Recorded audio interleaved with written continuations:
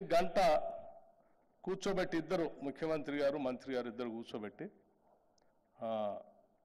తీసుకోవాల్సినటువంటి బోధన అంతా చేశారు.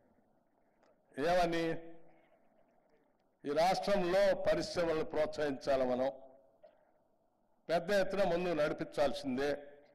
వాళ్ళంతా వెల్త్ క్రియేటర్సు, వాళ్ళంతా వెల్త్ క్రియేట్ చేస్తే సంపద సృష్టిస్తేనే ఆ సంపదతో మనం అనేక సంక్షేమ కార్యక్రమాలు కూడా చేయొచ్చు. కాబట్టి ఆ పారిశ్రామిక రంగానికి మనం ప్రకటించేటువంటి రాయితీలకు సంబంధించిన సబ్సిడీ అమౌంట్ని తప్పనిసరిగా వారికి అందించాల్సిందే అని చెప్పి వారు నన్ను కూర్చోబెట్టి నేను అన్నాను, ఇదేంటి మనం వచ్చిన తర్వాత అనౌన్స్ చేసింది ఏం లేదు, అనౌన్స్ చేసినటువంటి వాటి చేయడానికంటే నాకేం ఇబ్బంది ఏం లేదు, చేయొచ్చు మనం. సరే అని లెక్కలు తీస్తే గత ప్రభుత్వాలు ప్రకటించి అనౌన్స్ చేసి గొప్పలు చెప్పుకొని రూపాయి కూడా రిలీజ్ చేయకుండా వెళ్ళిపోయారు. అదంతా ఇప్పుడు మనం చేయమని వీరిద్దరు నన్ను కూర్చోబెట్టి గంట సేపు తీసుకొచ్చారు, బలవంతం పట్టుకొని వచ్చి చెప్పి వారు మరీ చెప్తా ఉన్నారు, తప్పదు చేయాల్సిందే అని చెప్తూ ఒక కాగితం కూడా ఇచ్చారు వారు ప్రింట్ చేసి, ముఖ్యమంత్రి గారు మంత్రి గారు.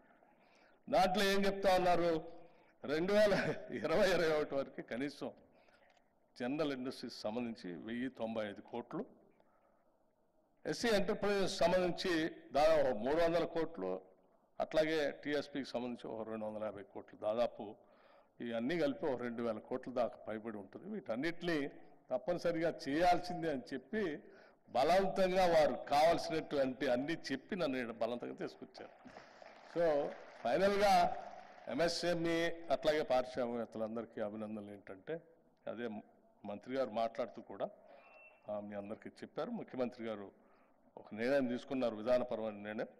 తప్పనిసరిగా ఈ పెండింగ్ ఉన్నటువంటి ఎంఎస్ఎంఈకి సంబంధించినటువంటి ఈ సబ్సిడీస్ అమౌంట్ ఏదో ఒకటేసారి చేయలేం, కానీ మీ అందరికీ తెలుసు ఆర్థిక పరిస్థితి, ఒకటేసారి చేయలేం, కానీ తప్పనిసరిగా విడతల వారీగా ఈ సంవత్సరం కొంత చేసుకుంటూ వస్తామని చెప్పి ఈ సందర్భంగా మీ అందరికీ మనవి చేస్తూ ఎంఎస్ఎంఈలు బాగా అభివృద్ధి చెందాలని రాష్ట్రంలో, తద్వారా ఈ రాష్ట్ర ప్రగతికి, జీడిపికి మీరు పెద్ద ఎత్తున ఉపయోగపడాలని చెప్పి నేను మనస్ఫూర్తిగా కోరుకుంటూ సెలవు తీసుకుంటున్నాను. జై హింద్. నమస్కారం. Thank you.